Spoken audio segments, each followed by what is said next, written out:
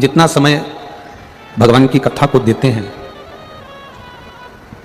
हम जितना समय परमात्मा के स्मरण को देते हैं, हम जितना समय भगवान की शिव चर्चा में लगाते हैं, जितना जितना समय हम भगवान को दे रहे होते हैं, उतना उतना समय परमात्मा भी हमारे लिए निकाल कर हमारे सम्मुख में खड़ा मिलता है।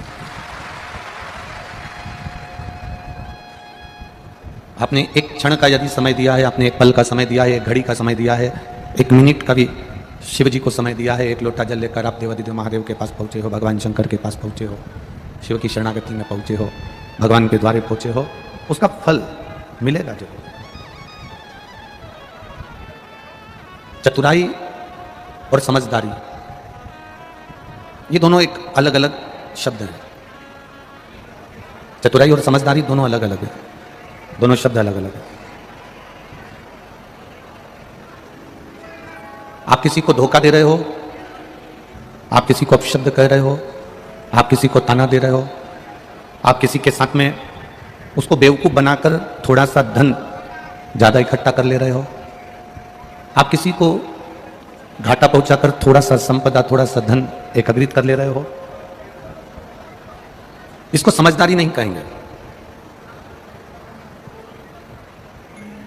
शिव महापुराण में ये समझदारी नहीं है, इसको चतुराई कहेंगे।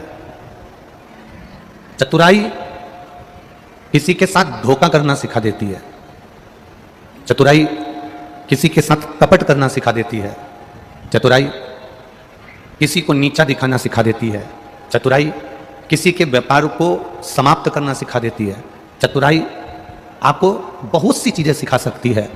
पर समझदारी और चतुराई में अंतर केवल इतना है कि चतुराई आपको किसी ना किसी को घाटा देना सिखाएगी, कहीं से धन अर्जित करना सिखाएगी, पर समझदारी भगवान की शरणागति और भजन और ईमानदारी से कमाने की राय देगी। हमें कभी ये नहीं कहना कि यह बहुत चतुर है, जो दूसरे को धोखा दे दे वो चतुराई में हो सकता है। किसी व्यक्ति को बेवकूफ बना देना यह समझदारी नहीं है, इसको चतुराई कह सकते हैं। किसी के धन को खा जाना, इसको चतुराई कह सकते हैं। किसी की प्रॉपर्टी को अपना बना लेना, इसको चतुराई कह सकते हैं। पर समझदारी उसको कहा गया, समझदारी उसको कही गई कि आप कमाओ, धन लेकर आओ, पर किसी दूसरे का नहीं। आप बंगला बनाओ, पर किसी दूसरे की प्रॉपर्टी पर नहीं। आप जमीन बनाओ, पर किसी की कब्जा करी हुई नहीं। आप जो कुछ करो अपने परिवार के लिए, अपने घर के लिए, अपनी पत्नी के लिए, अपने बच्चों के लिए, अपने कुटुंब के लिए, अपने परिवार के लिए जो कुछ करना है सब करो, पर उसमें किसी का दिल ना दुखे, किसी का मन ना दुखे, किसी को दुख ना हो। इसको समझदारी कहा गया, इसको चतुराई नहीं कहा गया। इसको केवल समझदारी कहते हैं। इसको समझदारी कि आप ना अपने परिवार का बुरा होने दे रहे हो, ना आप दूसरे के परिवार का बुरा होने दे रहे हो। आप ना किसी अपने परिवार के व्यक्ति को तकलीफ में आने दे रहे हो, ना दूसरे व्यक्ति को तकलीफ में आने दे रहे हो। 33 कोटि देवी देवताओं में केवल एक देवादिदेव महादेव एक ऐसे हैं जो दूसरे का भी भला कर रहे हैं और अपना भी भला कर रहे हैं। और अपने भक्तों से भी मेरा महादेव कहता है कि भूल से भी अपने शरीर के द्वारा, अपनी आत्मा के द्वारा, अपने चित्त के द्वारा, अपने मन के द्वारा, अपनी बुद्धि के द्वारा, अपने द्वारा किसी का दिल ना दुखे, किसी को कष्ट ना हो, किसी को तकलीफ ना हो। इस मन के द्वारा, इस चित्त के द्वारा, इस बुद्धि के द्वारा, इस शरीर के द्वारा, आपके द्वारा किसी का दिल नहीं दुखना चाहिए, किसी का मन नहीं दुखना चाहिए। हम तो यहां तक कहते हैं, शिव महापुराण यहां तक कहती है, आपके परिवार वाले राजी हों कि शिव महापुराण में चलना है, जाना है या जाएंगे, वो कह दें कि जाओ तो जाओ, वो मना कर दें तो आप शिव पुराण में भी मत जाओ, घर में रहकर टीवी पर कथा सुन लो, मोबाइल पर सुन लो। वो कहें कि तुम काम के टाइम कथा मत सुन, बाद में सुन लो। आजकल तो इतने अच्छे अच्छे साधन हो गए कि मोबाइल में रख लो, बाद में जब सब दुकान चले जाएं, कोई व्यापार में चले जाए, कोई स्कूल चले जाए, फ्री जब समय मिल जाए तब छत्रपति शिवा यहाँ संभाजी नगर की कथा को निकाल लिया और सुन लिया। किसी का दिल दुखाकर भजन भी नहीं किया जाता। हम तो यहां तक, कई लोग हमसे पूछते हैं, वो हितेश नारखेड़े ने कहा कि जजमान परिवार से व्रत करवाना पड़ेगा क्या गुरुजी? हमने कहा नहीं नहीं नहीं, इतनी चिलचिलाती हुई गर्मी पड़ रही है, धूप पड़ रही है और दिन भर जजमान परिवार को फिरना पड़ेगा, काम करना पड़ेगा, लगना पड़ेगा, कार्यकर्ताओं के साथ उनको भी लगना पड़ेगा। व्रत कर कर बैठ जाएंगे और शरीर में अगर बल कम हुआ तो वो कथा का रस तत्व ग्रहण नहीं कर सकते। छत्तीसगढ़ की 7 गांव ऐसे हैं जिनके नाम हम कल आपको बताएंगे। छत्तीसगढ़ के 7 गांव और महाराष्ट्र के 2 गांव ऐसे हैं जहां टीवी पर कथा आती रहती है और बीच में जो कथा नहीं आती 2 दिन 3 दिन 5 दिन, तो छत्तीसगढ़ के कई गांव ऐसे हैं और महाराष्ट्र के कई गांव ऐसे हैं जहां लोग उतने दिन तक एक टाइम का भोजन ही नहीं करते हैं। ऐसे छत्तीसगढ़ और महाराष्ट्र के गांव। मान लो बीच में 5 दिन का गैप हो गया तो 5 दिन वो सुबह का टाइम भोजन करेंगी तो शाम को करेंगी नहीं, और शाम को करेंगी तो सुबह करेंगी नहीं। ऐसे छत्तीसगढ़ के 5-7 गांव ऐसे हैं और महाराष्ट्र के भी 2-3 गांव ऐसे हैं जहां की माताएं एक समय का भोजन छोड़ देती हैं, केवल टीवी पर कथा नहीं आती इसलिए, कथा सुनने को नहीं मिलती इसलिए। मेरा उन माओं से निवेदन है, हम आपके पुत्र हैं, बेटे हैं, आपसे केवल इतना सा निवेदन है कि आप दोनों समय आराम से भोजन करो और कथा ना आए तो श्री शिवाय नमस्तुभ्यम का जाप करो और कथा को दिल से श्रवण कर आनंद पाओ।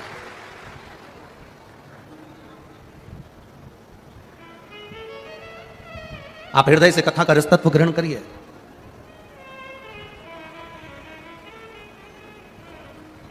हम कथा करने आते हैं तो अपने कमरे में से निकलकर यहां आ जाते हैं और आधे घंटे में पहुंचकर कथा बाजकर अपने कमरे में चले जाते हैं। जब साउंड अच्छा नहीं चलता, आप लोगों तक आवाज नहीं पहुंचती, तो दिल इसलिए दुखता है कि आप सुबह 6 बजे के बैठे इस कथा का इंतजार करते हो और आपके कानों में शब्द ना पहुंचे। तब दुख होता है कि इतनी दूर दूर से आए हो, 1000 रुपए का डीजल पेट्रोल खर्च कर यहां आए हो। चलाने वाला तो कह देता है कि अब क्या करें, नहीं आ रही तो आवाज, परंतु समझना पड़ेगा कि ये भाव और श्रद्धा को लेकर बड़ी दूर दूर से आते हैं। कई बार ये म्यूजिशियन इनके स्वर की आवाज तेज कर देते हैं तो हम इशारे में कम कर देते हैं कि तुम्हारे स्वर की जरूरत नहीं है। ये बड़ी श्रद्धा और विश्वास के साथ में 500, 700, 1000 किलोमीटर दूर से आए हैं और केवल एक विश्वास लेकर आए हैं कि 7 दिन की कथा सुनूंगा, मेरा बाबा मुझे झोली भर कर देगा, जिंदगी में एक बार शिव पुराण में भी करवाऊंगा।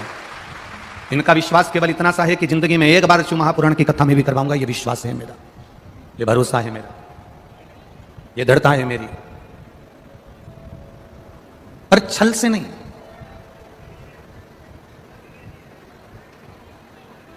छल से नहीं, एक विश्वास के साथ,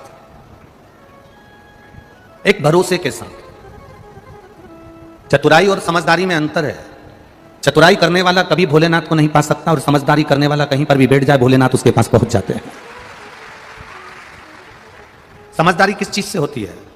समझदारी वो नहीं है कि आप बहुत पढ़ लिख गए तो समझदार बन गए, आप ऊंचे सिंहासन पर बैठ गए तो समझदार बन गए, आप एसपी कलेक्टर बन गए तो समझदार बन गए, आप कोई मंत्री का पद पा लिए तो समझदार बन गए, आप किसी खूब ऊंचे सिंहासन पर बैठ गए तो समझदार बन गए। पढ़ाई कर ली, इंजीनियर बन गए, डॉक्टर बन गए, कलेक्टर बन गए, एसपी बन गए, एसडीएम बन गए, मंत्री बन गए, संतरी बन गए, कलंतरी बन गए, उसका मतलब ये नहीं कि आप समझदार हो गए। समझदार किसको कहा गया? खूब पढ़ने वाला व्यक्ति समझदार नहीं होता, खूब पढ़ने वाला व्यक्ति समझदार की गिनती में नहीं आता। समझदार तब होता है कि डॉक्टर के ओहदे पर बैठने पर, इंजीनियर के ओहदे पर बैठने पर, मंत्री के ओहदे पर बैठने पर, ऊंचे सिंहासन के ओहदे पर बैठने पर, collector, SP, SDM, DSP, SSP, जो कमिश्नर आदि पद हैं, उन पर बैठने के बाद भी आप किसी के दुख को देखकर दुखी हो जाओ और सुख कर देखकर सुखी हो जाओ, तब समझना कि आप समझदार हो। ये डिग्रियां तो कोई भी प्राप्त कर सकता है, डिग्रियों के बल पर तो कोई भी पद प्राप्त कर सकता है। कोई डॉक्टर बन सकता है, कोई इंजीनियर बन सकता है, कोई कलेक्टर बन सकता है, कोई मंत्री बन सकता है, कोई ऊंचे ऊंचे सिंहासन पर बैठ सकता है। उसमें समझदारी का पद नहीं होता। समझदारी डिग्रियों से नहीं आती, समझदारी वो आती है जो हमारे घर से दी जाती है। माँ बाप, घर के माता पिता अपने बच्चों को जो संस्कार देते हैं, कोई भूखा है उसको भोजन करा देना, कोई प्यासा है उसको पानी पिला देना। आप गाड़ी से जा रहे हो, पड़ोस का व्यक्ति नीचे गिर गया, आप खुश होकर अपनी गाड़ी आगे बढ़ाकर चले गए। बड़ी बड़ी गाड़ियों में आप बैठ कर जा रहे हो और सोचते हो मेरे पास में ये पद है, मेरे पास में ये प्रतिष्ठा है, मैं समझदार हूं। इसको समझदार नहीं कहा गया। किसी गिरे हुए को उठाकर हॉस्पिटल तक पहुंचा देना, यह समझदारी कहलाती है।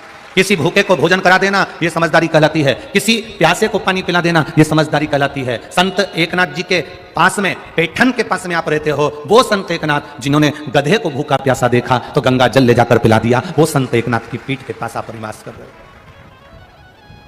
कलेक्टर कोई भी बन सकता है, पद कुर्सी किसी को भी मिल सकती है, सीए कोई भी बन सकता है, इंजीनियर कोई भी बन सकता है, डॉक्टर कोई भी बन सकता है। आप अच्छी पढ़ाई करो, एमबीए कोई भी कर सकता है, बीबीए कोई भी कर सकता है। ऊंचे सिंहासन पर कोई भी बैठ सकता है, फैक्ट्रियां कोई भी लगा सकता है, पर समझदारी का मतलब वो होता है कि किसी के दुख को देखकर आप दुखी हो जाएं और किसी के सुख को देखकर सुखी हो जाएं। पराये दर्द को अपनाए उसे इंसान कहते हैं, जो पराये का भी माल खुद खा जाए उसे हैवान कहते हैं। अब इंसान और हैवान में अंतर हो जाता है, जो दूसरे के दर्द को समझे, दूसरे के दुख को समझे, दूसरे के कष्ट को समझे, वो समझदारी है, उसे समझदारी कहते हैं। आप दूसरे के दर्द को यदि समझ रहे हो, दूसरे के कष्ट को समझ रहे हो, तो समझ लेना आप समझदार हो गए। घर का एक बड़ा व्यक्ति, घर का एक पिता, घर का एक भाई, घर का एक बुजुर्ग, घर का बड़ा, घर में बुजुर्ग व्यक्ति को, घर के बेटे एक बुजुर्ग व्यक्ति को सम्मान नहीं दे रहे, घर का बड़ा व्यक्ति एक बुजुर्ग व्यक्ति का आदर नहीं कर रहा, और घर का एक छोटा सा बच्चा अपने दादाजी को एक गिलास पानी भरकर दे रहा है, तो बाप समझदार कि बेटा समझदार? बोलो जम के बोलो जरा, समझदार है कि नहीं? पिता समझदारी क्यों नहीं कर रहा? क्योंकि पिता को लग रहा है कि मेरे पिताजी ने अपनी जायदाद छोटे बेटे को दे दी, जब इनने इतनी चतुराई करी तो मैं भी इनके साथ चतुराई करूंगा, नहीं देना पानी मेरे को। अब इसको चतुराई कहते हैं, पर जो छोटा सा बच्चा है उसके अंदर चतुराई नहीं आई है, छोटे से बच्चे के अंदर चतुराई नहीं आई है।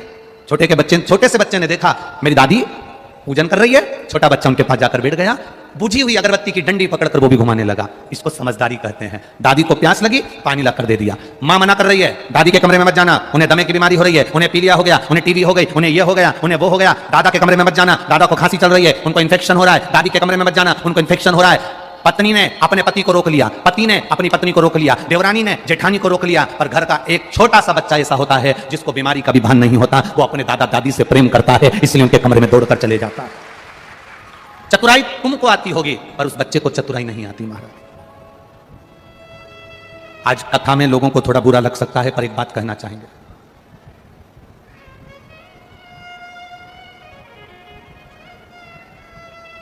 एक बात आपसे कहना चाहेंगे, थोड़ा बुरा लग सकता है, लग जाए तो घर जाके ठंडा पानी में नहा लेना, लग जाए तो। पहले के समय में, पहले के जमाने में दरवाजे पर एक व्यक्ति को बिठाया जाता था कि अंदर कोई कुत्ता ना आए। बोलो सही है कि गलत है? कोई जीव जानवर अंदर ना आए। पहले के समय में एक चौकीदार, एक व्यक्ति को, मनुष्य को, इंसान को बिठाया जाता था कि अंदर कोई कुत्ता ना घुस जाए, अंदर कोई जानवर ना घुस जाए, अंदर कोई जीव जंतु प्रवेश ना कर जाए। आज के जमाने में दरवाजे पर कुत्ते को बिठाया जाता है कि कोई इंसान अंदर प्रवेश ना कर जाए। बदलाव देखिए, कितना बदलाव है। कुत्ते को साबुन से नहला रहे हो और अपने आप को गौरव महसूस कर रहे हो कि मैंने कुत्ता नहलाया। कुत्ते की चेन पकड़कर, कट का चड्डा पहनकर, क्या बोलते हैं भगवान, हम तो जानते भी ना है। हाँ वो समझ गए ना, तुम लोग समझ गए ना, बस इतना इतना बरबुंडा, इतना इतना। अब उसको पहनकर, टी शर्ट पहनकर सवेरे सवेरे मॉर्निंग वॉक में कुत्ता घुमा रहे, तो अपने आप को ऐसा महसूस कर रहे हैं कि मैं दुनिया का सबसे बड़ा सेठ हूं। पर देखने में ऐसा लगता है कि तुम कुत्ते को घुमा रहे हो कि कुत्ता तुम्हें घुमा रहा है। समझ नहीं आता, समझ नहीं आता। आज के तो कुत्ते भी समझ में नहीं आते कि इनका मुंह किधर है और पूंछ किधर है। कुत्ते ही समझ में नहीं। और तो और फिल्मों में कुत्ते का चरित्र इतना दिखाया कि कुत्ते को गोदी में लेके हीरोइन, इसमें कुत्ता का चरित्र इतना दिखाया। अब जितने लोग वो फिल्म देख रहे थे उतने लोग मन में सोच रहे थे हम ही कुत्ता बन जाते। अब जिसको भगवान शरीर दिया और परमात्मा संत बनने के लिए दिया और वो अपने आप को कुत्ता बनाने का प्रयास कर रहा, जरा समझिएगा। थोड़ा बुरा जरूर लगेगा, पर एक निवेदन करेंगे, जितना प्रेम आप कुत्ते को देते हो, जितना समय आप कुत्ते को देते हो, जितना प्रेम आप कुत्ते से करते हो, समय पर रोटी देना, बिस्कुट देना, दवाई देना, नहलाना, चैन से बांधना, अंदर लाना, बाहर ले जाना, घुमाना, गाड़ी में ले जाना, जितना समय आप कुत्ते को देते हो उसमें से 10% समय घर के बुजुर्गों को दे दोगे तो जिंदगी संवर जाएगी। केवल 10% समय घर के बूढ़े व्यक्ति को देना चालू कर दो तो जिंदगी संवर जाएगी। कुत्ते से लाड लड़ाओगे तो अगला जन्म तुम्हारा कुत्ते का पाओगे, पर बुजुर्गों से लाड लड़ाओगे तो उनके आशीर्वाद से तब करोड़पति बन जाओगे, पता नहीं चल पाएगा। उनका आशीर्वाद, उनका हाथ तुम्हारे सिर पर पड़ेगा तो तुम्हारी जिंदगी सार्थक हो जाएगी, तुम्हारा जीवन धन्य हो जाएगा। करो प्रेम, अगर करना ही है तो गौ माता से प्रेम कर लो, गाय के बछड़े से प्रेम कर लो, गाय की बछिया से स्नेह कर लो। प्रेम करो, प्रेम श्वान से नहीं, कुत्ते से नहीं।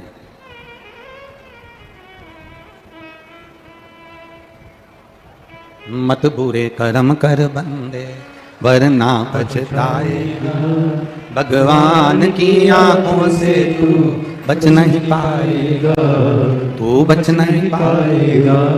अरे ओ अज्ञानी मत करना रानी, अरे ओ अज्ञानी मत करना रानी, तेरे कर्म का फल भी तू ही पाएगा, जैसा किया तूने तेरे आगे आएगा। मत बुरे कर्म कर बंदे वरना पछताएगा, भगवान की आंखों से तू बच नहीं पाएगा, तू बच नहीं पाएगा। अरे ओ अज्ञानी मत करना रानी, अरे ओ अज्ञानी मत करना रानी। चतुराई बच्चों को नहीं आती, चतुराई भोले व्यक्ति को नहीं आती।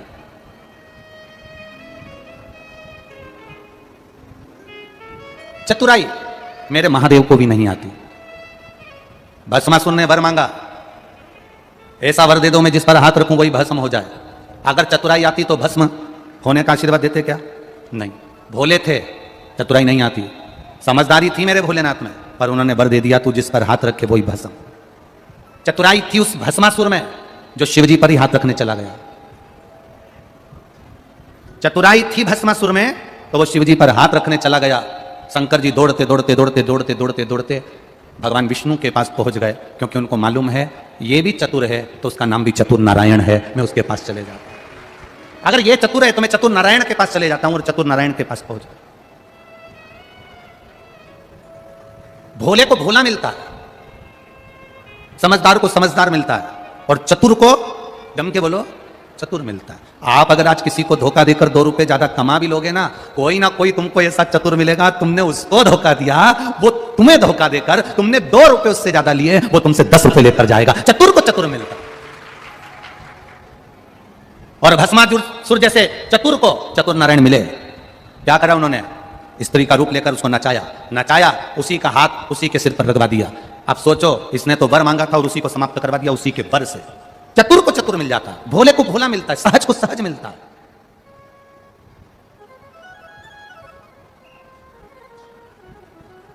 जिनको लगता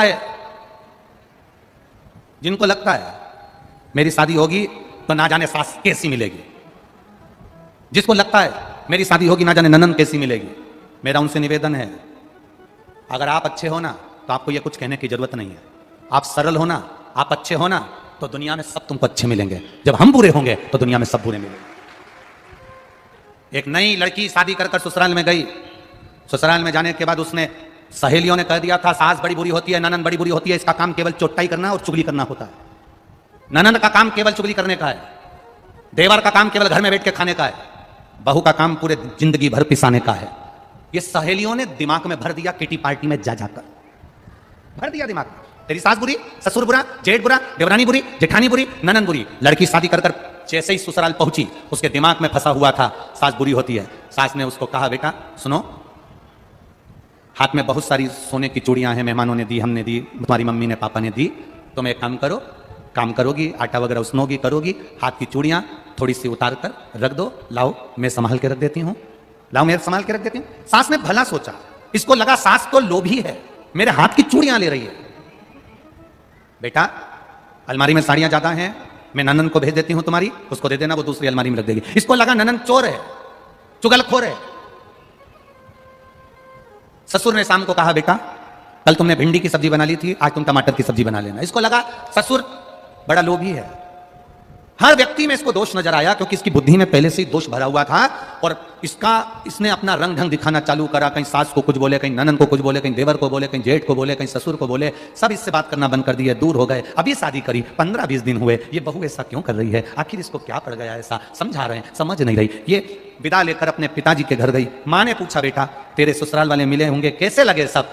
बेटी ने कह दिया सास नंबर 1 की बेकार, ससुर लोभी, ननन चुगलखोर, देवर मक्कार बैठे बैठे खाता है, जेठ और बुरा, जेठानी सबसे गंदी, और मेरा पति वो तो राक्षस है।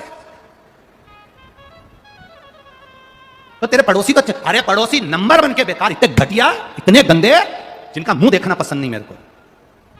मां समझ गई, पड़ोसी तो अच्छा लगता ना, इतने बड़े परिवार में कोई तो ठीक नजर आता ना, पर दिक्कत केवल इतनी सी है, जो काले कलर का चश्मा लगाता है उसको सब काले नजर आते हैं, जो पीले कलर का लगाता है उसे पीले दिखते हैं, जो नीला लगाता उसे नीले दिखते हैं, जो लाल लगाता उसे लाल दिखते हैं, जो खुद अंदर से बुरा होता है उसे सारा विश्व बुरा नजर आता है। ये सृष्टि, सब गंदे। क्या चाहती है,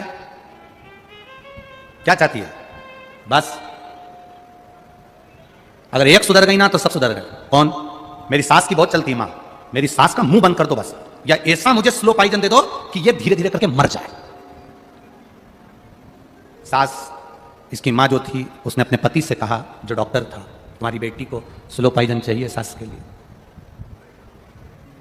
डॉक्टर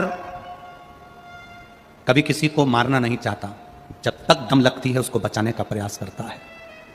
जब तक उसमें श्वास है तब तक डॉक्टर भी आस देते रहता है कि बच सकता है, बच सकता है। डॉक्टर ने अपनी पत्नी से कहा, ये पुड़िया ले जाओ, बेटी को दे दो, बेटी से कहना रोज थोड़ा थोड़ा चाय में डाल देना, पर बेटी से कहना अब सास 1.5 महीने में मर जाएगी तो 1.5 महीने में उससे झगड़ा मत करना, अब मरने तो वाली है ना तो उससे प्रेम करना, जो बन सकता वो बोले भी तो तू चुप रह लेना, वो आड़ा टेढ़ा कहे तू मौन रहना, ठीक है, थोड़ा थोड़ा सा डालना, सास मर जाएगी। बहू फिर पहुंची ससुराल, चाय बनाती उसमें थोड़ी सी डाल देती, डालती सास को दियाती, सास कुछ भी बोलती बहू सुन लेती। सास को अच्छा लगा कि अपने माँ के घर गई थी तो माँ ने कुछ सिखा दिया, सुधर गई, अच्छी हो गई। आज सास ने कहा चल मैं तुझे बाजार ले चलती हूँ, तेरे पाँव की चप्पल बेकार हो रही है, दिला लाती हूँ। चप्पल दिलाने गई तो सूट भी दिला लाई, कपड़े भी दिला लाई। उसने कहा माँ मेरे हाथ की अंगूठी खराब हो गई, माँ ने उसको तोड़वा के दूसरी बड़ी सारी बनवा दी। चल, सास बहू में 15 दिन में इतना प्रेम हो गया, इतना प्रेम हो गया, इतना प्रेम हो गया। बेटी दौड़कर अपनी माँ के पास वापिस मायके जाकर कहती है, माँ पिताजी से कह दो मैं अपनी सास को मरता हुआ नहीं देखना चाहती, उसको वापिस जिंदा कर दे। हम सुधर गए, हम अपने आप को संवार लें। ना सास बुरी होती है ना बहू बुरी होती है, बुरा समय होता है, वक्त होता है, उस समय को थोड़ा सा टाल दीजिए, अपने आप आपकी जिंदगी संवर जाएगी, अपने आप आपका जीवन संवर जाएगा।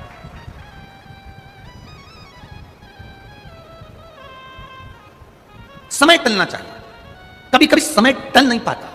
कल शाम को 7 बजे उड़ीसा में एक ट्रेन हादसा हो गया,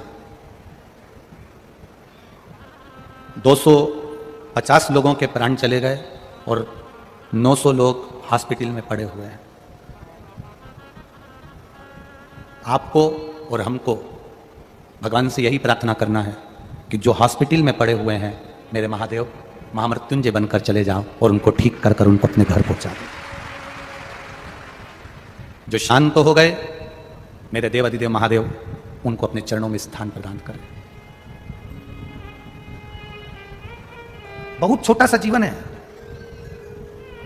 उस ट्रेन हादसे में भी जितने लोग गए होंगे, कई लोग वहां पर एंजॉय करने गए होंगे, कोई उड़ीसा घूमने जा रहा होगा, कोई चेन्नई घूमने जा रहा होगा, कोई कोलकाता घूमने जा रहा होगा, गर्मी का छुट्टी है, अपने बच्चों अपने परिवार के साथ एंजॉय करने जा रहे होंगे, घूमने फिरने जा रहे होंगे, खूब एंजॉय के हिसाब से निकले होंगे। उनको ये नहीं मालूम होगा कि हमारे साथ में घटना घट जाएगी और हम मर जाएंगे, किसी को नहीं मालूम। 2 कदम भी आप घर से निकल रहे हो, आपको नहीं मालूम कि आपके साथ में क्या होना। नेपाल की कथा में एक बात कही थी, पर्स में क्या इतने लोग गए होंगे तो इनके पर्स में क्या गोली नहीं होगी, दवाई नहीं होगी? बोलो ईमानदारी से, होगी कि नहीं होगी? सिर दर्द की गोली, हाथ पे दर्द की गोली, सिर की गोली, आंख का ट्यूब, कहीं घुटना दुखे उसकी दवाई, हर एक। आप भी आए हो इतने सारे लोग कथा सुनने के लिए, आपका भी पर्स खोल कर देखो, उसमें भी कोई ना कोई टेबलेट, कोई ना कोई दवाई पड़ी होगी। घर से निकलो, दवाई लेकर निकलो चाहे ना निकलो, पर माता पिता के चरण छूकर जरूर निकलना, तो दुआ साथ चलेगी तुम्हारे। महादेव को 1 लोटा जल चढ़ाकर चलना तो दुआ साथ चलेगी तुम्हारे साथ। दवाई पर्स में ना होगी चल जाएगा, पर दुआ साथ चलना चाहिए। दुआ साथ चलेगी तो दवाई की जरूरत नहीं पड़ेगी और पार उतर जाओगे, निश्चित है। दुआ साथ लेकर,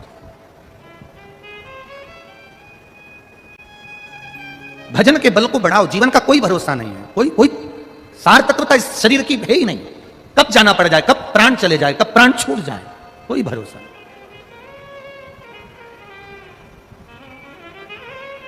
श्वास रुक जाएगी चलते चलते, क्षमा बुझ जाएगी चलते चलते, दम निकल जाएगा रोशनी का, क्या भरोसा है इस जिंदगी का। ये जीवन का कोई भरोसा नहीं, कोई भरोसा। कोई कहे आपसे भगवान को पाने के लिए भूखे रहना पड़ेगा, कोई कहे आपसे, हम तो यहां तक कहते हैं कि एकादशी का व्रत भी करो तो भूखे मत रहो, दिन भर चरो और एकादशी करो। हम तो यहां तक कहते हैं खिचड़ी खा ली, फिर भूख लगी चिप्स खा जाओ, चिप्स खाने के बाद भी भूख लगे 1-2 घंटे बाद तो पपीता खा जाओ, पपीता खाने के बाद भी भूख लगे तो 2-4 सेवफल निपटा जाओ, उसके बाद भी भूख लगे तो 1 गिलास दूध गर्म करके फिर पी जाओ, फिर भूख लगे तो राजगिरा की पूड़ी बनाकर खा जाओ, और भूख लगे तो आलू को उबाल के उसको पीस के उसका हलवा बना के खा जाओ, और भूख लगे तो 1-2 किलो केला पपीता सेवफल और खा जाओ, पर भूखे मत रहो। तुम तो खूब आराम से खाओ, दिन भर चरो और एकादशी करो, पर भगवान की भक्ति में कमी मत लो, भगवान के भजन में कमी नहीं आना चाहिए तुम्हारे। तुम भूखे रह जाओ और भगवान का भजन ना करो। कोई कोई व्रत ऐसा होता है जिसमें आप लोग भूखे रहते हो, जैसे वो करवा चौथ का व्रत रहता है, उसमें तुम लोग कितने भूखे रहते हो, कितने। एक बार कोई इंटरव्यू ले रहा था करवा चौथ के व्रत का टीवी पर, तो पत्नी से इंटरव्यू लेने की जगह वो पति से इंटरव्यू ले रहा था।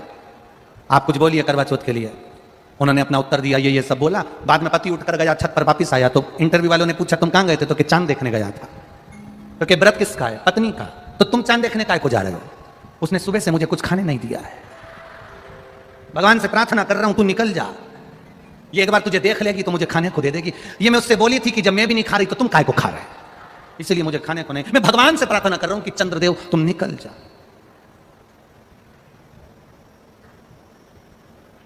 चांद निकल भी गया, पत्नी चांद को चलनी में देख रही है, फिर पति का मुंह देख रही है, पति इसका मुंह नहीं देख रहा। 1200 रुपए की साड़ी दिलाई थी वो देख रहा, प्राण खा गई थी जब तक साड़ी ना दिलाई, करवा चौथ का व्रत नहीं करा। और पूरे व्रत में एक दिन पहले से कह रही थी सुन लो कल मेरा करवा चौथ का व्रत है, साड़ी दिला दो, कल मेरा करवा चौथ का व्रत है, साड़ी दिला दो, नहीं दिलाओगे तो मैं व्रत आधा कर तोड़ दूंगी। पति को लगा ये तो मेरा सुसाइड कराने की आफत, इसने व्रत तोड़ा और मैं निपटा, उससे अच्छा इसको 1200 की साड़ी दिला दी। कहां चित्त जा रहा, अलमस्त रहकर खुश रहकर प्रसन्न रहकर भगवान का भजन करो, दुखी होकर नहीं।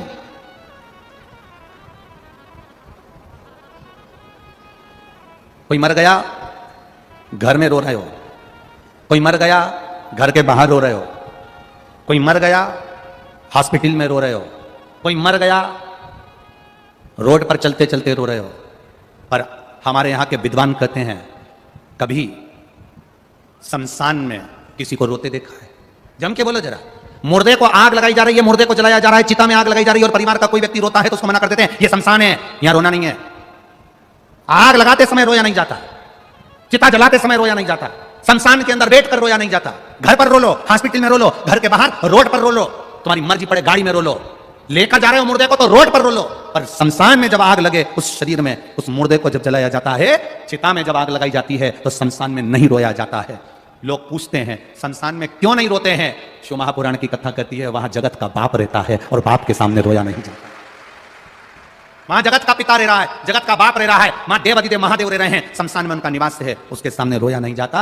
जब भी शंकर के पास जाना, शिव मंदिर में जाना, शिवालय में जाना, शिव महापुराण में जाना, रोना मत, वहां प्रसन्न होकर जाना। जिंदगी में कितना भी दुख हो तो भी मंदिर प्रसन्न होकर जाना। तो पार्वती जी भी शिव जी से कह देंगी इसकी जिंदगी में कितना दुख है, कर्जा है, बीमारी है, किराए के मकान में रह रही है, दुकान नहीं चल रही है, बच्चे सुन नहीं रहे हैं, गलत संगति में जा रहे हैं, पढ़ाई का पैसा नहीं है, रोटी के लिए मोहताज है, उसके बाद भी मंदिर में पानी चढ़ाने आती है, एक लोटा जल चढ़ाने आती है और मुस्कुरा कर आती है, हंस कर आती है। शंकर भगवान कहते हैं पार्वती इसकी जिंदगी में दुख है और ये मेरे मंदिर में आकर मुस्कुरा रही है, इसलिए आज जब ये जल चढ़ाकर जाएगी तो मैं इसको आशीर्वाद दे दूंगा कि तेरे सारे दुख कटेंगे और तू मुस्कुराती रहे।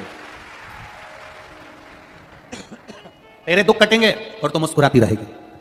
मैं आशीर्वाद दूंगा इसको क्योंकि मेरे मंदिर में मुस्कुरा कर आती है, ये मेरे सामने मुस्कुरा कर आती है। जो बहू सास के सामने 24 घंटे रो कर जाए, हमारे को तो तुमने ऐसी साड़ी चढ़ाई थी, हमारी शादी में तो केवल 1 लाख रुपए खर्च करे, देवर की शादी में इतने खर्च करे, ननन की शादी में ऐसा करा, उसकी शादी में ऐसा करा, हमको तो कुछ दिया ही नहीं, हमको तो कुछ करा ही नहीं, हमको तो कुछ करा ही नहीं। जिंदगी भर जो रोती रहे रोती रहे रोती रहे रोती रहे रोती रहे, तो सास भी सोच लेती है इसकी तो जिंदगी में रोना ही लिखा है। जो कुछ भी नहीं है उसके पास में तो भी मुस्कुराकर सास से कहे मम्मी चाय बना लूं क्या, बेटा दूध नहीं है, सास कह रही है दूध नहीं है, और बहू कहते तो कोई बात नहीं मां काली चाय पी लेते, थोड़ा नींबू निचोड़ के, पेट भी साफ हो जाएगा। जो विषम परिस्थिति में भी मुस्कुराकर अपने आनंद को जीती है, सास भी सोच लेती है मेरी जिंदगी में ऐसी बहू कहीं नहीं मिलेगी, परमात्मा जितने जन्म देना मेरी बहू बेटी इसी को बनाकर भेजना, कोई दूसरे को नहीं। विषम परिस्थिति में भी जो समता ढूंढे, विषम परिस्थिति में भी जो सुख ढूंढे, विषम परिस्थिति। जब पहली बार माता पार्वती जी शादी कर आई कैलाश धाम पर, शादी करके आने के बाद उन्होंने जब कैलाश धाम पर देखा तो कहीं उनका रहने के लिए जगह ही नहीं थी। अब कैलाश में कहां जगह रहने के लिए,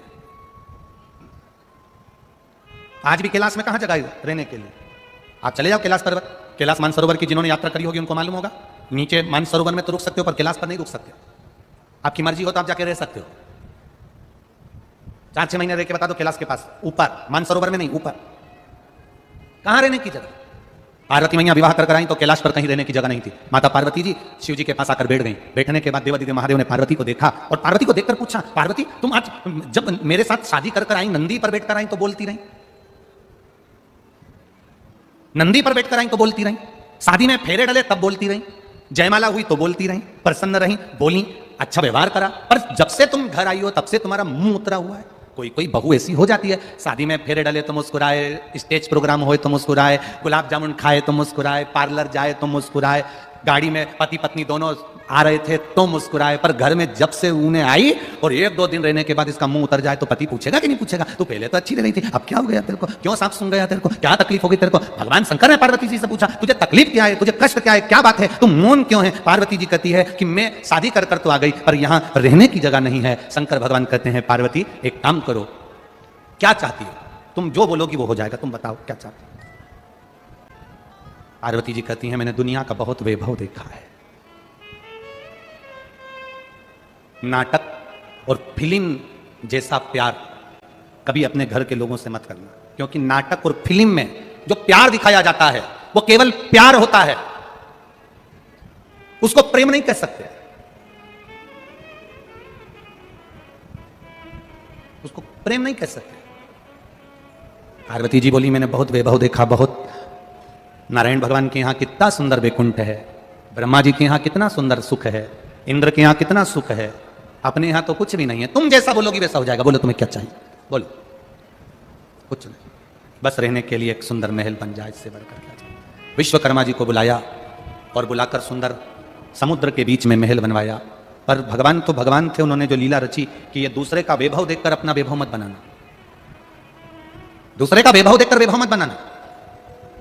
लोग कहते हैं, किसी भांग पीने वाले से पूछो कि तुम भांग क्यों पीते हो, तो वो कहता है ये तो शंकर भगवान का, बोलो बोलो जम के, प्रसाद है, ये शिव जी का प्रसाद है इसलिए हम पी रहे हैं। कोई गांजा पिए, उससे पूछो ये दम क्यों लगा रहे हो, गांजा क्यों पी रहे हो, ये तो भगवान शंकर भी पीते थे। तो अच्छा, शिवजी भांग पीते थे इसलिए तुमने भांग पीना चालू करी, शिवजी गांजा पीते थे इसलिए तुमने गांजा पीना चालू करा, ये तुम कहते हो। शिव पुराण में कहीं नहीं लिखा कि शंकर ने भांग पी की गांजा पिया। शिवजी भांग पीते हैं इसलिए हम भांग पी रहे हैं, शंकर भगवान गांजा पीते हैं इसलिए हम गांजा पी रहे हैं। तुम शंकर जी की होड़ कर रहे हो। कोई कोई ऐसा है कि उसने जटा भी बना ली, हम शंकर का स्वरूप में रहते हैं, कोई के हम चंदन लगाते, कोई के हम रुद्राक्ष पहनते, कोई के हम शंकर के स्वरूप में रहते हैं। शंकर जी भांग पिए तो हम भांग पीते, शंकर जी गांजा पिए तो हम गांजा पीते हैं। तो मेरा निवेदन है, शंकर जी विष भी पीते हैं, पी लो, वो काय को छोड़ रहे हैं। शिव शंकर भगवान तो विष भी पिए है ना, तो पियो। दान, वैराग्य और आत्महत्या झटके से होती है। क्या क्या चीज, जम के बोलो जरा। दान, वैराग्य, वैराग्य से मतलब है भजन करना, सबसे दूर रहकर स्मरण करना, वैराग्यता। दान, वैराग्य और आत्महत्या झटके से हो जाती है, झटके से। आत्महत्या करने जा रहे हो, मरने जा रहे हो, और मरते मरते एकदम विचार आ गया, मेरी पत्नी और बच्चे का क्या होगा, नहीं मारा, वापिस आ गया, और विचार ही नहीं करा और मर गया तो मर गया। दान करने के लिए चले, एक कटोरी चावल लिया, एक 10 रुपए लिए, 50 रुपए लिए, 100 रुपए लिए, 500 रुपए लिए, 1000 रुपए लिए, दान करने के लिए विचार आया मन में, टीवी पर कथा सुन रहे थे, मोबाइल पर कथा सुन रहे थे, यहां बैठकर कथा सुन रहे थे, और मन में आया मेरा भी मन करता है कि 500 रुपए, 50 रुपए, 100 रुपए, 200 रुपए में दे दूं। बस तुमने विचार करा और मन से हाथ में मोबाइल आया और तुमने दिया, या बैंक में गए या कहीं गए और दे दिया तो दे दिया, और फिर विचार आया कि मैं दान करूंगा, और मन में आया कि मुझे दान करना है, और दान करने जैसे ही चला इतने में मन में आया कि अब मैं थोड़ा 7 दिन की कथा पूरी सुन लूं, इसके बाद दान करूंगा। इतने में मालूम पड़े 500 रुपए पल्लू में बांध के लाई थी दान करने के लिए, आखिरी दिन दूंगी, आखिरी दिन दूंगी, आखिरी दिन दूंगी। इतनी मालूम पड़ा 7 दिन में ना जाने किसने पल्लू भी खोल लिया, लेके भी निकल गया। अब रो रही मैं तो दान करने के लिए 500 रुपए लाई थी, पड़ोसन से कह रही मैं 500 रुपए लाई थी दान करने, तो करे नहीं, आखिरी दिन करती, आखिरी दिन 7 दिन निकाले। ये जिंदगी के 7 दिन। शिवपुराण कितने दिन की, भागवत कितने दिन की, जन्म कितने दिन में हुआ अपना, रविवार, सोमवार, मंगलवार, बुधवार, गुरुवार, शुक्रवार, शनिवार, रवि, और बस ये 7 दिन। विवाह हुए तो फेरे कितने डले, 7। भगवान कृष्ण ने जो पर्वत उंगली पर उठाया वो कितने कोस का था, 7 कोस। कितने दिन तक उठाया, 7 दिन तक। विवाह 7 दिन का, जन्म 7 दिन में, मरोगे भी रविवार, सोमवार, मंगलवार, बुधवार, गुरुवार, शुक्रवार और शनिवार। 7 दिन। रविवार को जन्म हुआ, सोमवार को बड़े हुए, मंगलवार को ब्याह हुआ, बुधवार को बच्चे हुए, गुरुवार को बीमार पड़े, शुक्रवार को हॉस्पिटल गए, शनिवार को निपट गए। पूरे दिन ऐसे ही निकल गए। भजन कब करा, भजन कब किया, दिन गए, समय गया, समाप्त हो गया।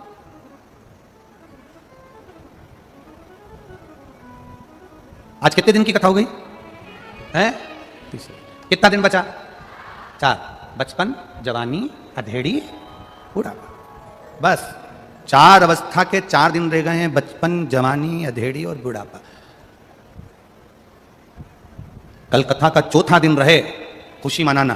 कल हमारा बचपन मतलब कल हमारा बर्थडे दिन है, कल अपन सब पैदा हुए, सब पैदा हुए, बचपन, जवानी, अधेड़ी और बुढ़ापा।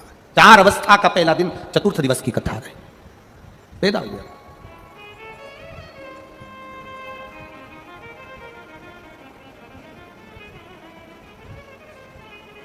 कितना सुंदर संवाद है। पूरी भारत की भूमि पर जन्मदिन मनाया जाता है।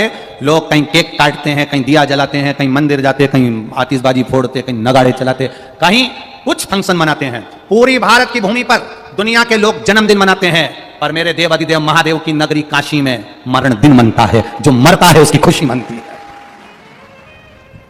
भारत की भूमि पर दुनिया की सब दूर जन्मदिन मनेगा, पर मेरे शंकर की भूमि काशी विश्वनाथ की धरा, जहां मरता है कोई तो खुशियां मनाई जाती है। खुशियां क्यों? क्योंकि काशी में मरने वाले को गुरु मंत्र मेरे महादेव देकर भेजते हैं, उसका फिर पृथ्वी पर जन्म नहीं होता, वो तर जाता है। जन्म और मृत्यु के प्रपंच से छूट जाता है, गया गया।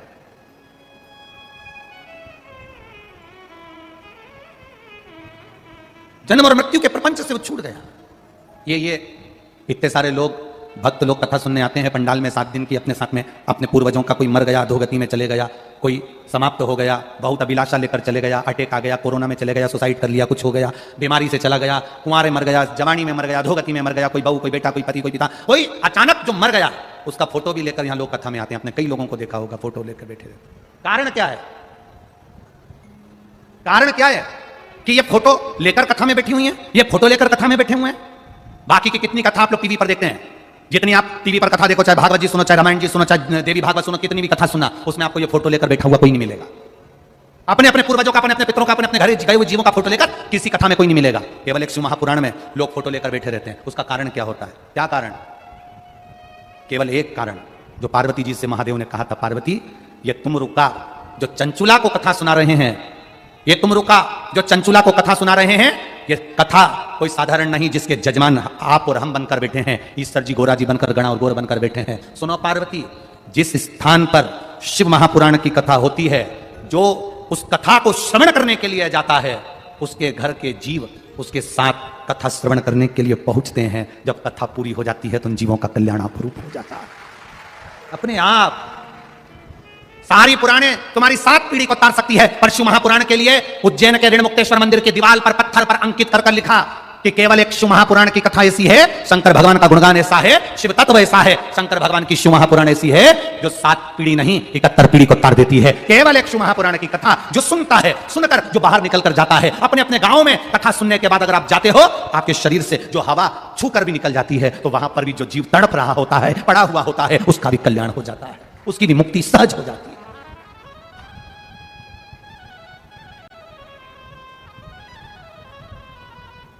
महाराज, छत्रपति संभाजी नगर के राजा रहे छत्रपति संभाजी। जितना कष्ट छत्रपति संभाजी महाराज ने नहीं झेला होगा, उससे 1000 गुना ज्यादा कष्ट छत्रपति संभाजी महाराज की धर्मपत्नी येसुबाई ने झेला था। येसुबाई ने झेला था, छत्रपति संभाजी की धर्मपत्नी। छोटे से बच्चे को लेकर कारागार में डाल दिया गया था, सालों साल बैठी रही। महादेव की उपासक थी, शिव की उपासक, हिम्मत नहीं आ रही थी। येसुबाई ने हिम्मत नहीं आ रही। इन उपद्रवियों ने उनको बंद कर दिया, रख दिया, जेल में डाल दिया, छोड़ा नहीं, बेटे को छोड़ दिया, पर येसुबाई को नहीं छोड़ा था। कितना कष्ट झेला होगा वो येसुबाई ने, इतना कष्ट।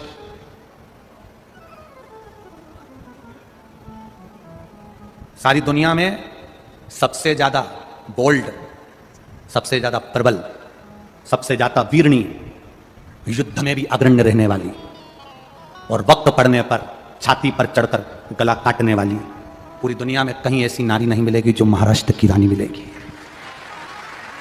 सहज नहीं है, चाहे वो अहिल्याबाई होलकर हो, चाहे वो जीजाबाई हो, चाहे वो येसुबाई हो, ये सहज नहीं है।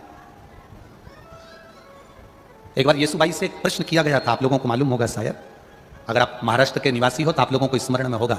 छत्रपति संभाजी की धर्मपत्नी येसुबाई से प्रश्न किया गया था,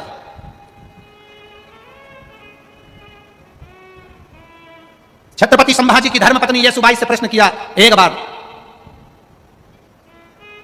स्वयं छत्रपति संभाजी ने ही प्रश्न कर लिया, स्वयं। कितनी विद्वान होगी येसुबाई, जरा अंदाजा लगाएगा। सभा बैठी थी, येसुबाई पास में बैठी थी, और छत्रपति संभाजी के उस नगर में प्रश्न किया गया येसुबाई से। आज छत्रपति संभाजी के इस नगर में वो प्रश्न आपके सामने हम भी दे रहे हैं, और उसका उत्तर जो येसुबाई ने दिया वो भी हम दे रहे हैं। छत्रपति संभाजी के उस नगर में राज सिंहासन पर बैठी येसुबाई, छत्रपति संभाजी ने प्रश्न किया, सुनो येसुबाई, हम आपसे पूछना चाहते हैं, नारी सीता ही क्यों रहती है? नारी कभी क्या गौतम बुद्ध बनने को तैयार नहीं होती है? येसुबाई ने कहा, नारी बुद्ध भी बनने को तैयार हो जाए, पर नारी सीता ही बनी रहना चाहती है। उसका कारण केवल एक है, स्वामी, नारी बुद्ध बनेगी, बुद्ध बनने को तैयार हो जाएगी, गौतम बुद्ध बनने को तैयार हो जाएगी, पर वो सीता ही बनी रहना चाहती है। क्यों? उसका एक कारण है, जैसे गौतम बुद्ध अपना घर छोड़कर चले गए, जंगल में चले गए, अगर एक नारी अपना घर छोड़कर चली जाती है तो लोग उसको ताना दे देकर मार देते हैं, ना जाने किसके साथ भग गई होगी, किसके साथ चली गई होगी। और अगर गौतम बुद्ध जंगल में रहने के बाद वापस लौट कर आते हैं, अपनी धर्मपत्नी के सम्मुख में पहुंचते हैं, अगर एक नारी थोड़े दिन वन में रहने के बाद वापस लौट कर आए तो दुनिया के लोग ताना दे देकर मार देते हैं, ना जाने किसके साथ रहकर आई होगी। इसलिए नारी बुद्ध नहीं बनना चाहती, नारी सीता, अहिल्या और नारी सावित्री बनना चाहती है और अनसुईया बनना चाहती है। नारी के जीवन में बहुत कष्ट है, बहुत कष्ट, बहुत भारी जिंदगी होती है स्त्री की जिंदगी, नारी की जिंदगी, और बोल्डता भी बहुत रहती है, बहुत। मेरा विश्वास कहता है, मेरा भरोसा कहता है, ये मेरा विश्वास कहता है, इस व्यासपीठ से कहने में पीछे नहीं हटूंगा।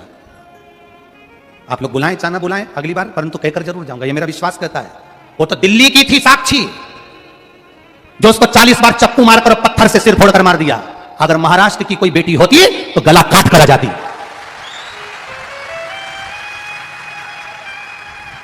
अगर महाराष्ट्र की कोई बेटी होती तो गला काट कर आती। जीजाबाई बनकर जो शिवाजी को महल पर चढ़ा देती है, अकेले की सेना तैयार कर कर, एक तरफा राज देकर शिवाजी को छत्रपति बना सकती है, जो अपने पोते को छत्रपति बना सकती है वो गला उतारना भी जानती है। वो गला उतारना भी जानती है। कभी अटैची में मिल रहे हैं लाशें, कभी फ्रीज में मिल रही है, कभी रोड पर मारे जा रहे हैं। खुशी तो उस दिन होगी। बोलूं क्या केवल तुम्ही ने प्रेम किया है? उसने गलती देखी, तुम्हें मार दी। तुम्हें तो कोई गलती दिखती होगी कभी जिंदगी में, तुम्हें भी तो गलती दिखती होगी। क्यों? प्यार में और प्रेम में अंतर है। प्यार में खून कच्चर होता है, पर प्रेम में खून कच्चर नहीं होता। आपसे निवेदन है, बच्चों को काला धागा बांधते हो कि वो बुरी नजर से बच जाए। इस व्यासपीठ से कहेंगे, बुरी नजर से बचाने का प्रयास करते हो तो बुरी संगत से बचाने का भी प्रयास करना। अपने बच्चों को अच्छा मार्ग देना, सतमार्ग दीजिए अपने बच्चों को।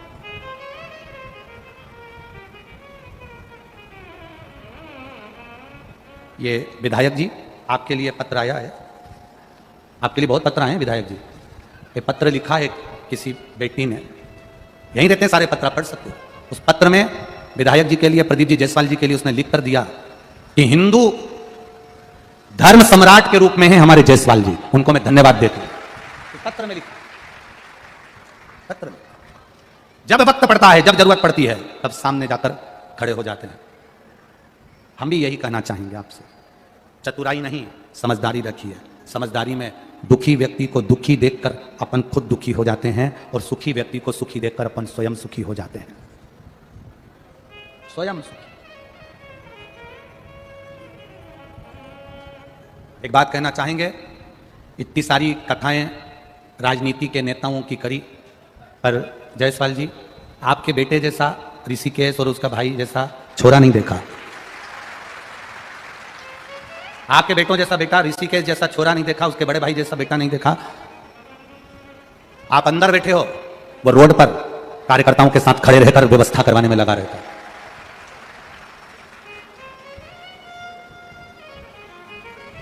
ये देखने को मिला। एक कथा और मालेगांव में करी थी वहां दादा बाबू भूसे जी की, उनके भी बेटे ने बहुत मेहनत करी। यहां पर भी देखा कार्यकर्ताओं के साथ ऋषिकेश और उसका बड़ा भाई दोनों सेवा में लगे। बहुत जरूरी है, बहुत जरूरी। आप अपने भीतर के बल को जगाइए। येसुबाई छत्रपति संभाजी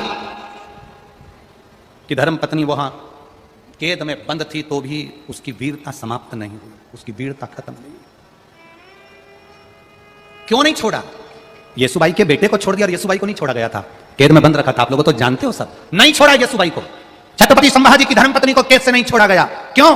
अगर यह बाहर निकल गई तो फिर हमको दौड़कर भागकर जाना पड़ेगा, और यह नगर राज्य वापिस येसुबाई का हो जाएगा। येसुबाई को छोड़ा नहीं।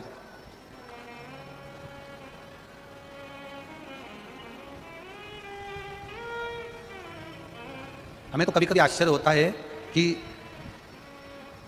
कितना दुख झेला तो भी छोड़कर नहीं गई। आज के जमाने की लड़की जरा सा दुख पड़ जाता है, छोड़कर चली जाती है अपने मायके, और मां भी कह देती है यहीं रह तू, तो क्या करेगी जाकर, क्या करना अपने को वहां पर जाकर। ना, दुख है ना, थोड़ा सा निभाने का प्रयास करिएगा। समय बुरा होता है, समय को थोड़ा निकालने का प्रयास करना। हो सकता है एक व्यक्ति के साथ विवाह हुआ वो बेकार निकल जाए, दूसरे के साथ किया वो कौन सा अच्छा निकल जाए, किसको मालूम। बुरा और अच्छा किसने जाना। प्रयास करो। शिव के मंदिर में जाओ, शंकर की चौखट पर जाओ, देवादिदेव महादेव के मंदिर में जाना, मुस्कुरा कर जाना। रोकर कभी भगवान के मंदिर में मत जाना, रोकर कभी शिव पुराण में मत आना, झगड़ा कर कभी शिव महापुराण में मत आना, घर में विवाद कर कभी शिव महापुराण में मत आना, घर में विवाद कर कभी सीहोर के कुबेरेश्वर धाम मत आना। अगर घर के लोग कहें कि कुबेरेश्वर धाम जाओ तो जाओ, विवाद कर नहीं, झगड़ा कर नहीं, प्रेम के बल पर कुबेरेश्वर धाम भी आओ और प्रेम के बल पर शिव महापुराण की कथा में भी आओ, तो भगवान तुमको देगा भी प्रेम से, प्रदान भी करेगा तो प्रेम से। सहजता के भाव में आइए, श्रेष्ठता के भाव में।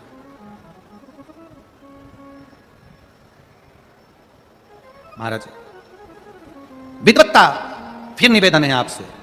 पार्वती जी ने शिवजी से प्रश्न किया और शंकर भगवान ने पार्वती से कहा, क्या बात है तुम्हारा चेहरा क्यों उतरा हुआ है, तुम्हारे चेहरे को उतार कर क्यों बैठी हुई।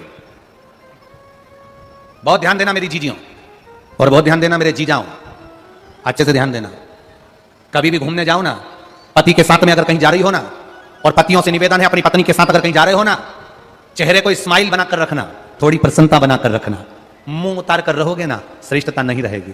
पत्नी घूमने जा रही पति के साथ और विवाद कर कर गए और चेहरा उतरा हुआ है तो पति को अच्छा नहीं लगेगा, और पत्नी अगर पति के साथ जा रही और पति का चेहरा उतरा है तो पत्नी को अच्छा नहीं लगेगा। थोड़ी प्रसन्नता जीवन में रखो, थोड़ी प्रसन्नता।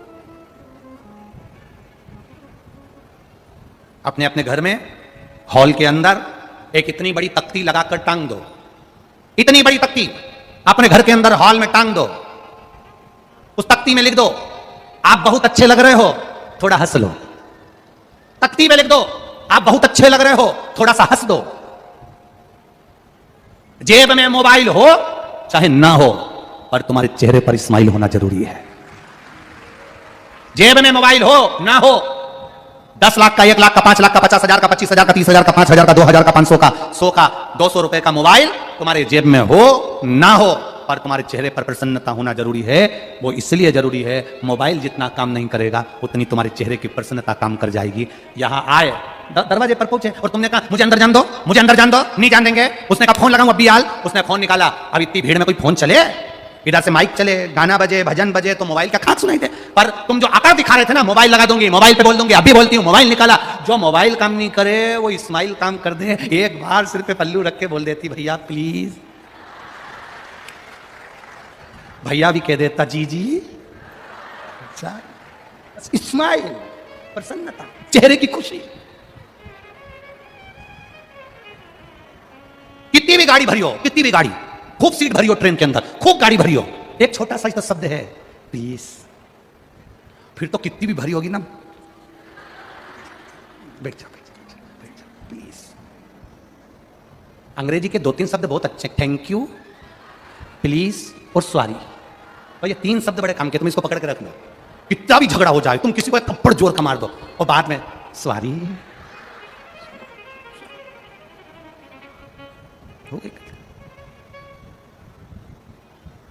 कोई ने तुम्हारे लिए इतना काम करा और तुमने एक शब्द छोटा सा थैंक यू,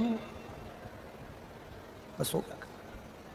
मोबाइल किसी काम आएगा कि नहीं आएगा, पर तुम्हारे चेहरे की प्रसन्नता तुम्हारा काम कर जाएगी। शंकर जी के मंदिर में तुम्हारा मोबाइल काम आएगा कि नहीं आएगा, पर एक लोटा जल और मुख से बोला गया श्री शिवाय नमस्तुभ्यम काम कर कर चला जाएगा। चेहरे पर प्रसन्नता रखो, वो प्रसन्नता महादेव के चरणों की रखना।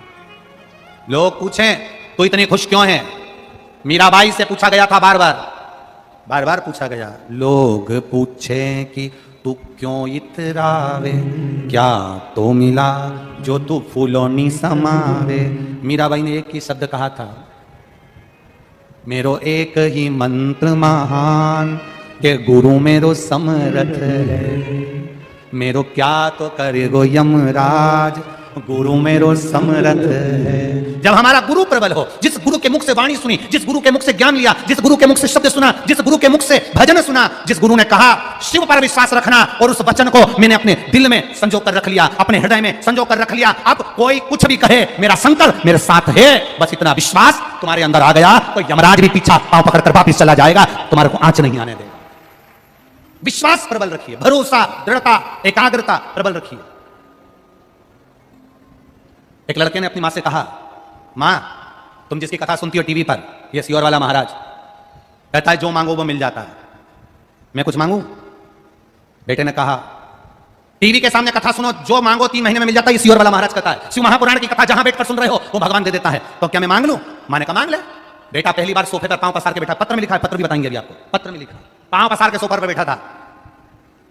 मुझे भी टीवी पर कहीं उस बच्चे ने, ये पुलिस के लोग नौकरी करते हैं या ड्यूटी कर रहे हैं पुलिस कर्मचारी, ऐसा उस बच्चे ने देख लिया, मुझे भी पुलिस बनना है, तो क्या भगवान मुझे बना देगा?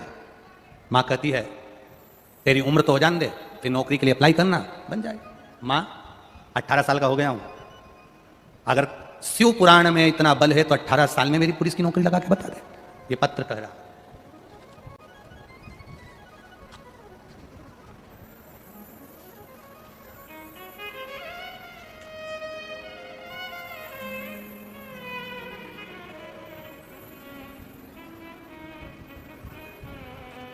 शंभु शरणे पड़ी मांगू घड़ी रे घड़ी, दुख काटो दया करी न दर्शन आपो। शंभु शरण पड़ी मांगो घड़ी रे घड़ी दुख काटो दया करी न दर्शन आपो शंभु शरण पड़ी मांगो घड़ी रे घड़ी दुख काटो दया करी न दर्शन आपो।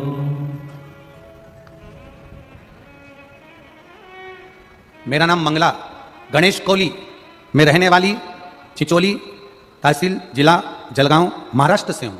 कहीं बैठी हो तो हाथ हिलाइएगा, कहीं बैठी हो तो अपना हाथ हिलाइएगा।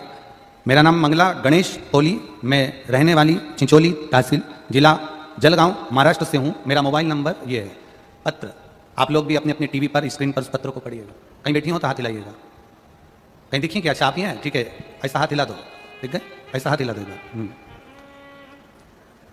पत्र में लिखा, मेरा बेटा मुझसे कहता है, आप कहते हो क्या भगवान सुनता है? टीवी के सामने मांगोगे तो सुन लेगा। तेरी उम्र हो जाने दे बेटा, फिर तू पुलिस की नौकरी के लिए अप्लाई करना। तो क्या हुआ? सियोर वाला महाराज तो कह रहा है 18 साल का हुआ हूं ना मां, भगवान है तो नौकरी लगा दे। उसमें लिखा, इतना बड़ा चमत्कार ये दुनिया का कहीं नहीं हो सकता गुरुदेव। इतना, आप पत्र पढ़िए, गुरुदेव इतना बड़ा चमत्कार हुआ कि मेरा बेटा 18 साल की उम्र में रायगढ़ पुलिस में भर्ती हो गया। ये शिव तत्व है, ये शंकर भैया इस पत्र में लिखा। बहुत बहुत बधाई हो बाबू आपको, खुश होइए। एक बार दोनों हाथ हिला दो फिर से। हाँ, बहुत बहुत बधाई, बैठिए। हर हर महादेव। शिव किसको कहते हैं? औघड़ी किसको कहते हैं? दयालु किसको कहते हैं? फिर आपसे कहेंगे, एक निवेदन फिर करेंगे, सब तुम्हारे भाग्य में जो लिखा होगा वो देंगे, पर महादेव वो देता है जो दुनिया में कोई नहीं दे सकता, वो मेरा महादेव दे देता है। 18 वर्ष की आयु में नौकरी मिल जाना, केवल एक टीवी के सामने कथा सुनते सुनते विचार कर लिया। अगर विश्वास पक्का है, कई लोग टीवी के सामने कथा सुनते हैं पर भरोसा पक्का नहीं कर पाते, कई लोग मोबाइल पर कथा सुनते हैं पर भरोसा पक्का नहीं कर पाते। आपसे भी निवेदन करेंगे, आपके मोबाइल का सदुपयोग करा करो। रात्रि में सोने से पहले 5 मिनट शिव महापुराण की कथा सुना करो। 5 मिनट निकालकर, पति भी है तुम्हारे पास में, बच्चे भी हैं तुम्हारे साथ में, 5 मिनट शिव महापुराण की कथा निकालो और सुनो। और विश्वास रखकर सुनना, भरोसा रखकर, दृढ़ता रखकर सुनो। यहां पर भी बैठे हो कथा सुनने के लिए तो विश्वास पक्का रखना कि मैं कथा सुनने आई हूं, मेरा बाबा मुझे खाली नहीं भेजेगा, मेरी झोली भर कर भेजेगा, ये निश्चित है। खाली नहीं भेजेगा वो। एक पत्र भेजा है किसी ने, उसमें लिखा है 7 साल के बाद संतान दी। बाबा ने, डॉक्टरों ने मना कर दिया था कि तुम्हारे घर औलाद नहीं होगी। 7 साल संतान नहीं होगी, डॉक्टर ने कह दिया था तुम्हारे यहां औलाद का सुख नहीं है, डॉक्टर कहे। एक ने लिखा है 9 साल के बाद संतान हुई। कविता महेंद्र राठौड़, राजपुर जिला बड़वानी मध्य प्रदेश से आई हैं कथा सुनने के लिए। कहीं बैठी हो तो हाथ हिला सकती हैं, कहीं अगर बैठी हो। कविता महेंद्र राठौड़, राजपुर जिला बड़वानी मध्य प्रदेश से हैं। कहीं बैठी हो तो अपना हाथ हिला सकती हैं। जिन्होंने पत्र में लिखा है, बैठी हैं क्या? कहीं बैठी हो तो हाथ हिला सकती हैं। जिन्होंने पत्र में लिखा 9 साल के बाद भगवान ने संतान दी है, ये शिव कृपा। और एक ने लिखा 7 साल के बाद डॉक्टर ने मना कर दिया था, सारी उम्मीदें छोड़ दी थी, आस छूट गई थी, तब भगवान ने कृपा कर कर संतान का सुख दिया है। ये शिव कृपा है, ये शंकर। ओ खाली न जाता कोई दर से तुम्हारे, खाली न जाता कोई दर से तुम्हारे, मैं भी खड़ी हूँ नंद के बाहें पसारे, मैं भी खड़ा हूँ नंद के बाहें पसारे। अपने हृदय से लगा लो, लगा लो। छत्रपति संभाजीनगर महाराष्ट्र की पावन धरा से कथा श्रवण करने का सुंदर सौभाग्य प्राप्त हुआ और निश्चित ही कथा के मुख्य यजमान आदरणीय आमदार विधायक महोदय प्रदीप शिव नारायण जी जयसवाल, निखिलेश प्रदीप जी जयसवाल, दीपाली निखिलेश जी जयसवाल, ऋषिकेश प्रदीप जी जयसवाल, काजल ऋषिकेश जी जयसवाल, जयसवाल परिवार संभाजीनगर महाराष्ट्र से यजमान का पदभार ग्रहण किया। न केवल अपने जीवन को कृतार्थ किया अपितु जन समुदाय विश्व कल्याण को कथा श्रवण कराकर निश्चय ही आपने पुण्य का कार्य किया है। बाबा भोलेनाथ की कृपा जब तक जीव पर ना हो, इस संसार में, इस सृष्टि में, इस दुनिया में कोई भी कार्य संभव नहीं हो सकता। हम सभी को निरंतर प्रयत्न करना चाहिए कि बाबा की आराधना करें, उनका गुणगान करें और निरंतर उनका धन्यवाद देते रहें, क्योंकि इतना सुंदर जीवन हमें महादेव की कृपा से प्राप्त हुआ है। सुंदर कुल में हमें जन्म मिला ये महादेव की कृपा है और सुंदर वर्ण में हम सब पैदा हुए हैं, ये महादेव की कृपा है और निरंतर हम सभी भगवान का धन्यवाद करते रहें, उनका गुणगान करते रहना चाहिए, उनका जप स्मरण अनुष्ठान आदि करते रहना चाहिए। सुंदर कथाएं प्रतिदिन हम सभी श्रवण करते हैं और ये भी एक सौभाग्य की बात है कि शिव पुराण की कथा निरंतर हम श्रवण करते हैं। ये बाबा भोलेनाथ की कृपा है।